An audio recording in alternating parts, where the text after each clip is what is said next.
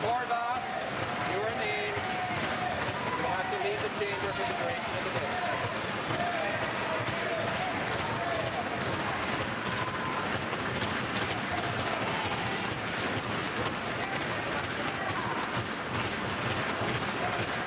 I would ask the member for Toronto Danforth to come to order.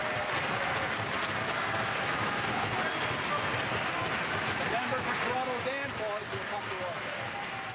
An extraordinary day at Queen's Park. The official opposition disrupting the legislature as the Ford government reintroduced a bill to cut Toronto City Council almost in half. Despite their best efforts and the NDP members being escorted out of the legislature one by one, the controversial bill passed first reading today, using a special clause to override the Charter of Rights and Freedoms. To what end did you disrupt the legislature today, and how long do you think you can postpone the inevitable? Well, again, we are doing everything we can to fight back against a government that's doing something that's completely inappropriate. No shortage of drama at Queen's Park today. The legislature resumed to debate the reintroduction of Premier Doug Ford's controversial bill, and today he became the first premier in Ontario's history to use the notwithstanding clause to ignore a judge's ruling and shrink council from 47 to 25 wards. The bill passed first reading this afternoon, but not before chaos erupted in the legislature.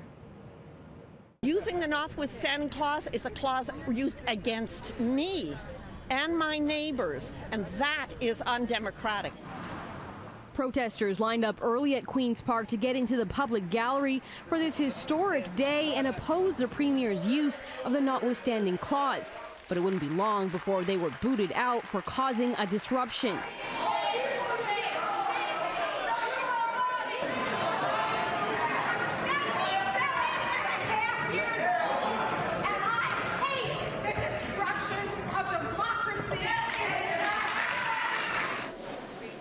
Two people were taken away in handcuffs, but the protesters weren't the only ones stirring things up inside the ledge. Here's what the day of debating looked like. Does the Premier believe that Canada needs a Charter of Rights? What Canada needs, and Ontario needs, and Toronto needs is democracy. Democracy. We are using the Charter of Rights and Freedoms to uphold the Constitution. Now, I think that the Attorney General understands the role of the courts in upholding democracy in our country and our province, and if she doesn't, she should go back to law school, Speaker. Many were eager to hear the Attorney General's take on today's proceedings, since her father, former Prime Minister Brian Mulroney, has been very vocal in the past about his opposition to the use of the notwithstanding clause. Attorney General, are you holding your nose and supporting this notwithstanding clause? I mean, how do you rationalize this? Your own father spoke out about it yesterday and has been for decades. Well, two questions. 2 points. I am certainly not doing that. I am fully supportive of our government's decision to appeal the decision of the Superior Court, which we believe it was wrongly decided. And so we are appealing that case. And because time is of the essence, there is an election in the City of Toronto in a few short weeks. We have decided to use a tool that is available. It is a legal tool that is available to the legislature. Does the Deputy Premier support overriding our Charter of Rights and Freedoms to satisfy the whims of a would-be dictator, or will the Deputy Premier... Do you know what people are worried about? People are worried about being gouged by the government. Come to order. Thank you. Take your seat. Please take your seat.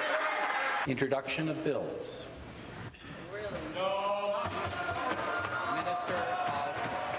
When it came time to introduce the bill, the NDP attempted to delay the process, eventually being escorted out.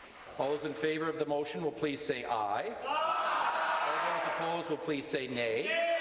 In my opinion, the ayes have it. Even though this was declared a free vote by the Premier, no Conservative MPs broke ranks. The bill to cut Toronto City Council from 47 to 25 wards passed first reading, 63 to 17. It took just 6 hours. It took just 6 hours for your government to decide to invoke the notwithstanding clause. Is that enough time for a thoughtful, measured response, or is it just a quick hasty reaction? Well, again, we're appealing the decision. Time is of the essence. We've got an October 22nd municipal election.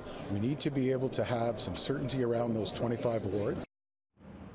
So what happens next? The bill, which is now called the Efficient Local Government Act, has its second reading tomorrow, but the earliest it would likely pass is September 24th. That's less than 1 month away from the municipal election. Now, hours after that bill passed first reading, protesters gathered outside City Hall to voice their opposition. Because we want every single one of those MPPs who are concerned, especially the ones from Toronto, to feel it on the ground for the next 3.5 years. The crowd of over 100 people included voters, current councillors, new candidates, and even sitting MPPs, all concerned about the future of Toronto politics. One council candidate says the introduction of Premier Ford's bill has caused a major distraction in the middle of an election where voters should be engaging with candidates about city issues. What do we need when it comes to the things that actually matter to us? Better city services, transit, daycare, thinking about the future of our city in the context of climate change. This is what Torontonians want to talk about, what they want to count on, and what Doug Ford is doing is being a bully and distracting us from the issues that matter.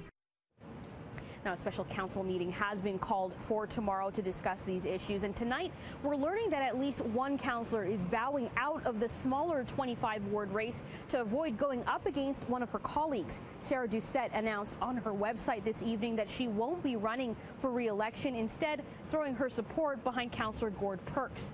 Now, anyone wishing to jump into that race will have a 2-day window to register after the bill passes.